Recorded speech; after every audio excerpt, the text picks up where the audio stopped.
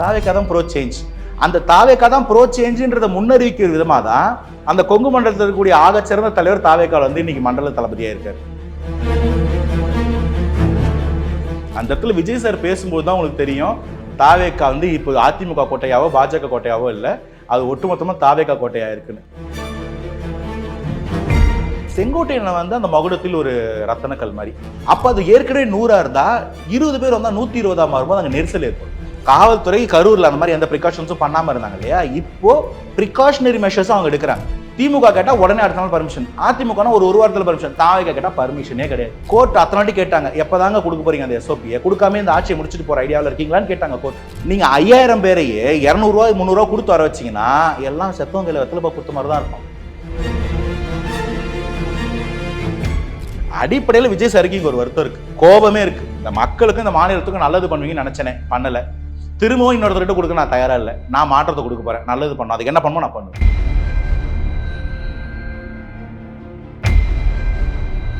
நான்காம் துணை நேயர்கள் அனைவருக்கும் வணக்கம். நான் உங்கள் லலிதா. இன்னைக்கு நம்ம நிகழ்ச்சியில சிறப்பு விருந்தினர் யாருன்னு பாத்தீங்கன்னா அரசியல் விமர்சகர் ஆனந்த் அஜித் அவர்கள் இணைந்துள்ளார். வணக்கம் சார். வணக்கம். நாளை வந்து ஈரோடுல பிரம்மாண்டமான ஒரு மாநாடு நடக்கும்போது மக்களை சந்திக்க போறாரு விஜய் அவர்கள்.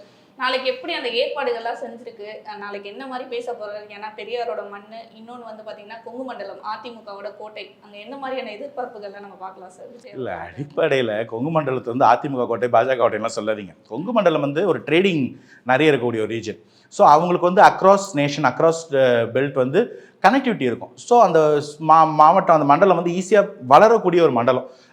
கிண்டலாக கூட கோபிநாத் ஒரு இன்டர்வியூ சொல்லியிருப்பாரு, ஜெர்மனிக்கு அதிகமாக ஜெர்மன் கார்ஸ் ஓடுறது நம்ம கொங்கு மண்டலத்தில் தான் அப்படின்னு. ஸோ ஒரு வளர்ந்த மாவட்டம், மண்டலம். அந்த இடத்துல அவங்க வந்து எப்பவுமே ப்ரோ சேஞ்சாக இருப்பாங்க. ஸோ அவங்களுக்கு விஷயம் தெரியும், யார் வர்றா, யார் வந்தால் இங்கே ஒரு மாற்றம் இருக்கும்னு. அப்படி தான் திமுகவுக்கு அப்புறமா அதிமுகவுக்கு வாய்ப்பு கொடுத்து அதிமுக கோட்டையாக அது மாறிச்சு. அதுக்கப்புறம் கேப்டன் அவர்களுக்கு அங்கே நல்ல வாக்கு சாதனை இருந்துச்சு. பாஜக அங்கே போய் நிற்கிறதுக்கு முக்கியமான காரணம் அதுதான். ஏன் மக்கள் நீதி மையம் வரும்போது அவர் கமல்ஹாசன் கூட போய் அங்கே தான் நின்னார் கோவையில்.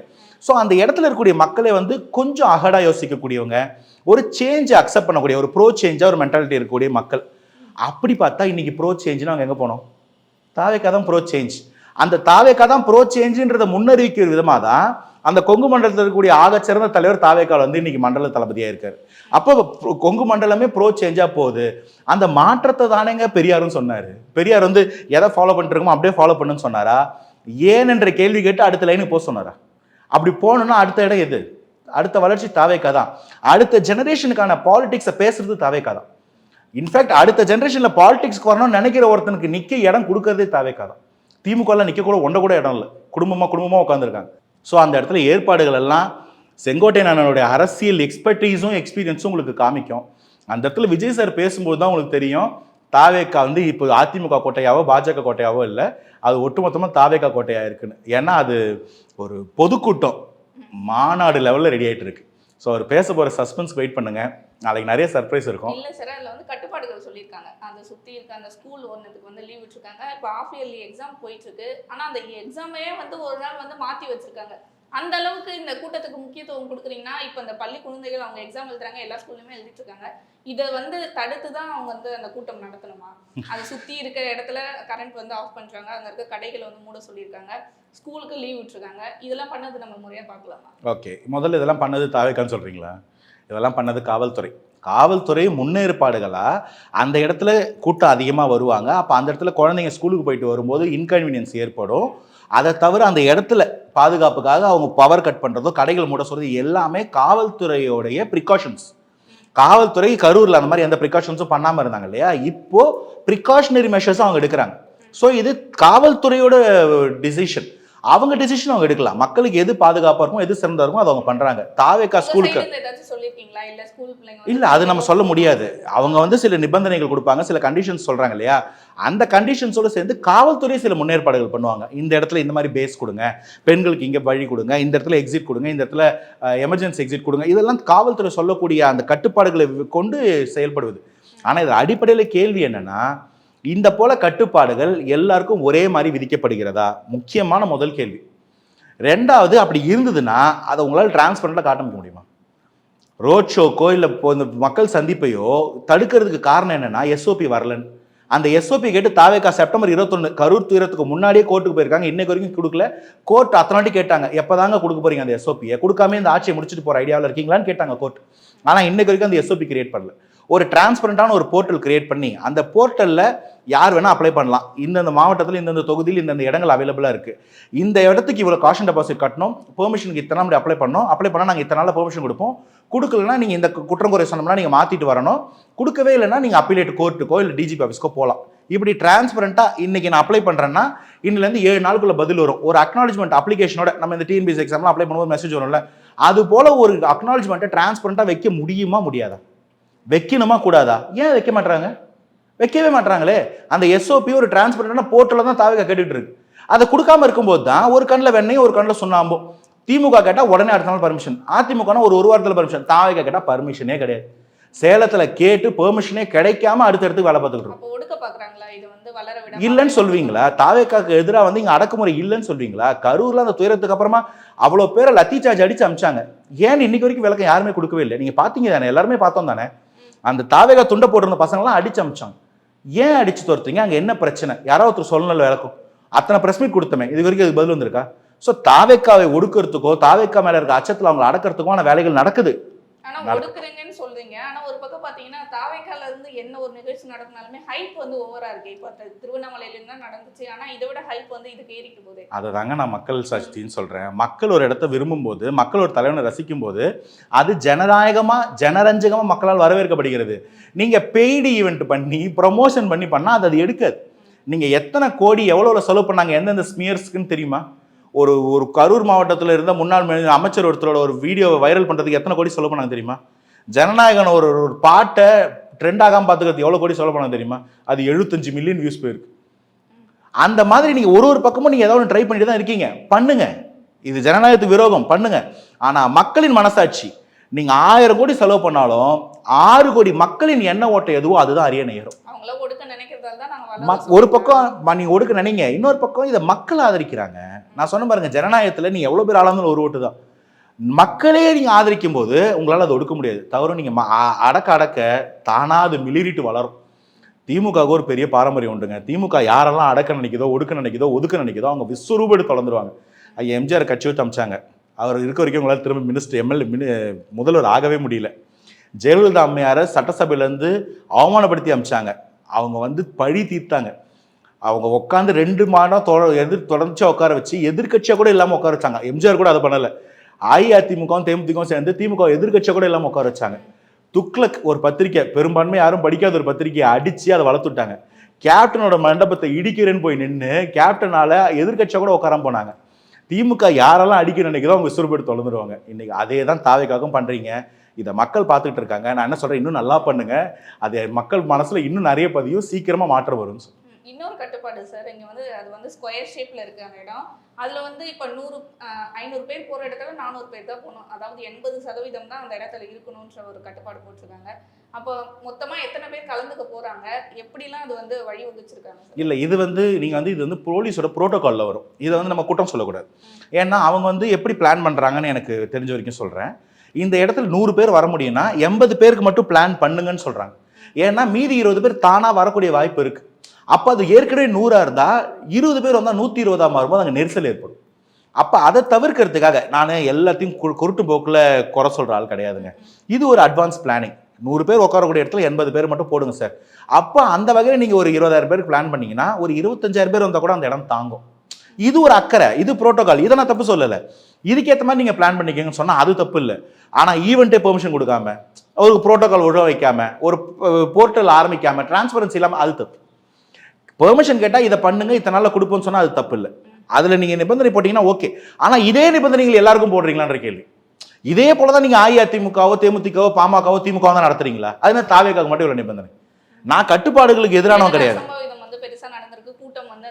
அது உங்களுடைய ஃபெயிலியரால, உங்களுடைய ஃபெயிலியரால. ஏங்க இப்பதானேங்க சொன்னேன், திமுக இளைஞரணி மாநாட்டில் ஏறி வாழைத்தார பறிச்சாங்க. இன்றைய முதல்வர் எதிர்கட்சி தலைவராக இருக்கும்போது பனைமரத்தில் ஏறி திமுக தான் கொடி காமிச்சது. விசிக மது ஒழிப்பு மாநாட்டில் 10 பேர் உட்காந்து குடிச்சுக்கிட்டு தான் இருந்தா. சீமான அண்ணனே மேடையிலேருந்து இறங்கி வந்து எல்லாரும் அடிக்கிறாரு. இங்க எங்க கட்டுப்பாடு இருக்குன்றீங்க? எல்லா கூட்டத்திலையும் கூட்டம் கொப்பு சேரும்போது ஒரு 2% பேர் கட்டுப்பாடு மீறி தான் இருக்கிறான். அதுக்கு தாவேக்காவும் ஒர்க் பண்ணிட்டு தான் இருக்கிறாங்க. தொண்டரணி கொண்டு வராங்க. கூட்டம் அதிகங்க, உண்மையான கூட்டம். விளம்பர பலகை சுத்தி வந்து முள்கம்பி போட்டிருக்காங்க. முள்கம்பி எதுக்கு போடுவாங்க சார்?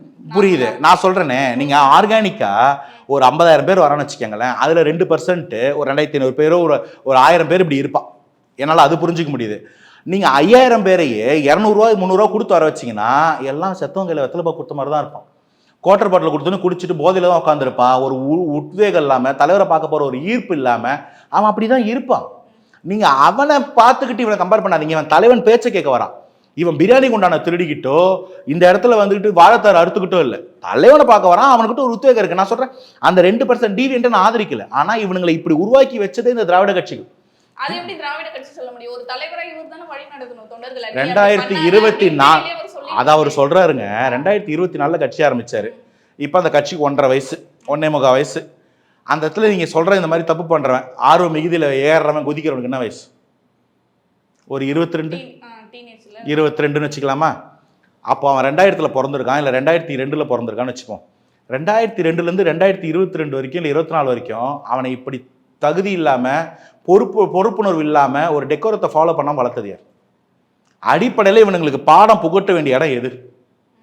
தப்பு பண்ணா திருத்த வேண்டிய இடம் எது? அதை தப்பு விட்டது யாரு?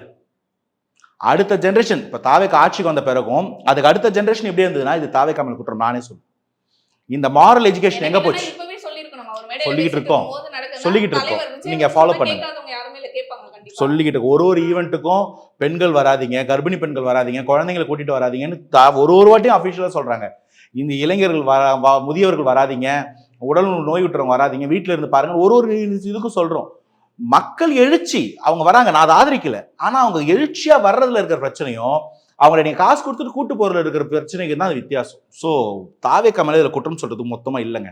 அந்த இடத்துல தாவேக்கா அதை தடுக்க முயற்சிக்கிறாங்களா? கண்டிப்பா பண்றாங்க. காவல்துறையோட பெர்மிஷன் கிட்ட எல்லா இடத்துல நடத்துறாங்களா? ஆமா, அப்படிதான் நடத்துறாங்க. இதை தாண்டி காவல்துறை மேல மொத்த பாரத்தை வைக்க கூடாதுன்னு தாவேக்கா தொண்டரணி உருவாக்கியிருக்காங்க, இளைஞரணி உருவாக்கியிருக்காங்க. காவல்துறையினோட கட்டுப்பாடோட அவங்க சேர்ந்து கை கோர்த்து வேலை செய்யறாங்க. இந்த கூட்டத்துல இது மாதிரி 2% பேர் இருக்கிறது தப்பு. ஆனா இதுக்கு தாவேக்கா பொறுப்பு இல்ல.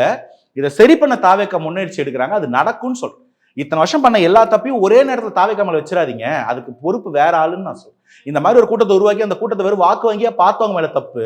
இன்னைக்கு அவங்களை அரசியல் வயப்படுத்த ட்ரை பண்ணிட்டு இருக்கோம். அதுல நடக்கக்கூடிய சில தப்புகள் தான்.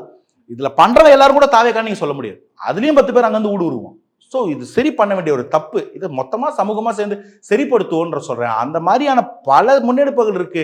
அதுக்கு தான் தாவேக்கா வரணும்னே நான் சொல்றேன். ஏன்னா இவங்களால முடியலன்றது உங்களுக்கு ப்ரூஃப் ஆகுது. இது எடுத்து பார்த்தீங்கன்னா செங்கோட்டையன் அவர்கள் பிரஸ் மீட்ல சொல்லியிருக்காரு, விஜய் அவர்கள் விருப்பப்பட்டால் அவருக்கான அந்த பிரச்சாரம் போறதுக்கான வழிகளை வந்து நான் வகுத்து தர ரெடி அப்படின்ற மாதிரி சொல்லியிருக்காரு.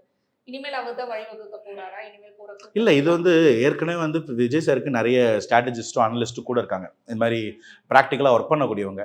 அதே மாதிரி மூத்த தலைவர்களும் இருக்கிறாங்க. விஜய் சார் இயக்கமா இருக்கும் போதே எல்லா மாவட்டத்துக்கு போன அந்த டீம் எல்லாம் இருக்கு. செங்கோட்டையன் வந்து அந்த மகுடத்தில் ஒரு ரத்தனக்கல் மாதிரி. அவருக்கு இன்னும் இதில் எக்ஸ்பர்டீஸ் ஜாஸ்தி. அதில் நிறைய பேர் கூட ஒர்க் பண்ணியிருக்காரு, எம்ஜிஆர் ஐயா கூட, ஜெயலலிதா அம்மா கூடலாம். ஸோ அவருக்கு ஒரு எக்ஸ்பீரியன்ஸ் இருக்குன்னா அவர் ஏன் உள்ள வந்திருக்காருன்னு நினைக்கிறீங்க? அவரோட அந்த எக்ஸ்பீரியன்ஸையும் யூஸ் பண்ணிக்க போகுது தாவேக்கா. அப்போ அதுதான் அங்கே நடக்கும். ஸோ விஜய் சார் கேட்டால் மொத்தத்தையும் அசிஸ்டன்ஸ் தானங்க. இப்போ வந்து பிரிக்கல இல்லைங்க. இப்போ விஜய் சாரை தனியாக கையை பிடிச்சி கூட்டிட்டு போல செங்கோட்டையன் அண்ணன். விஜய் சார் கூட ஒர்க் பண்ணிட்டு இருக்கவங்க கூட அடிஷனா வர. அது ஏற்கனவே ஒரு கிரீடம் இருக்குன்னா அந்த கிரீடத்துல ரத்தனக்கல் வைக்கலாம். ரத்தனக்கல் வருதுன்னு சொல்லி கிரீடத்தை எடுத்துட மாட்டாங்க யாரும். ஸோ அந்த இடத்துல ஏற்கனவே ஒரு மகுடம் இருக்கு. அதுல இன்னொரு ரத்தனக்கல்லா செங்கோட்டையன் வராரு. என்னன்னா ஒரு பெரிய ரத்தனக்கல், எல்லாருக்கும் வழி சொன்னவர். அப்போ அவரோட எக்ஸ்பர்டீஸ் நல்லா இருக்கும். அதனால இதெல்லாம் வச்சு தயவுசெய்து தாவேக்குள்ள சிண்டு முடிய ட்ரை பண்ணாதீங்க. அதுக்கெல்லாம் எங்களுக்கு டைம் இல்லை. சரி, ஓகே சார். இன்னும் ஒரே ஒரு கேள்வி. உதயநிதி அவர்களுக்கும் விஜய் அவர்களுக்கும் பர்சனல் வெஞ்சன்ஸ் ஏதாவது வச்சிருக்கா? 2 பேரும் வந்து மாத்தி மாத்தி. எனக்கு அப்படி ஒன்றும் தெரியலங்க. ஏன்னா பர்சனலா பாலிடிக்ஸ் வந்து மக்களுக்கான சேவை செய்யற ஒரு இடம். இங்க பர்சனலா யோசிக்க வேண்டிய அவசியம் எதுவும் இருக்கதா தெரியல. 21 பிரச்சாரங்கள் ஆரம்பிக்கும் போதே விஜய் சார் வீட்டுக்கு போயிட்டு நாங்க டின்னர் சாப்பிட்டு தான் பிரச்சாரம் ஆரம்பிச்சேன் உதயநிதி சொல்லியிருக்காரு. அப்போ அது வந்து பர்சனல் எதுவும் இல்லை. ஆனா ஷூட்டிங் ஸ்பாட்லயே நிறைய வந்து ஃபைட்லாம் வந்திருக்கு. எனக்கு தெரியல. அதான் சொன்னேன், இது மாதிரி நீ அதான் சொன்ன கற்பனைகளுக்கு நான் என்னைக்கும் பதில் சொல்ற ஆளே கிடையாது. நடந்திருக்குன்னா அப்ப நீங்க அதை வந்து விளாகா சொல்லுங்க, நான் தெரிஞ்சுக்கிறேன். அடிப்படையில் விஜய் சாருக்கு இங்க ஒரு வருத்தம் இருக்கு, கோபமே இருக்கு. இந்த மக்களுக்கும் இந்த மாநிலத்துக்கும் நல்லது பண்ணுவீங்கன்னு நினைச்சேனே, பண்ணல. திரும்பவும் இன்னொருத்தர்கிட்ட கொடுக்க நான் தயாரா இல்லை. நான் மாற்றத்தை கொடுக்க போறேன், நல்லது பண்ணும், அதுக்கு என்ன பண்ணுமோ நான் பண்ணுவேன். அந்த ஒரு தெளிவு அவர்கிட்ட இருக்கு. அந்த தர்மாவேசம் எனக்கும் தான் இருக்கு. அதுக்காக எனக்கு உதயநிதி சாருக்கும் பிரச்சனை சொல்ல போறீங்களா? அவர் நேரில் பார்த்தது கூட இல்லை. அதனால இந்த மாநிலத்துக்கு நல்லது நடக்கணும், நல்லது நடக்கலேன்ற கோபம் இருந்தா நீங்களும் என் நண்பனே வாங்க, ஒன்னா சேர்ந்து மாற்றத்தை கொடுப்போம். Thanks for help.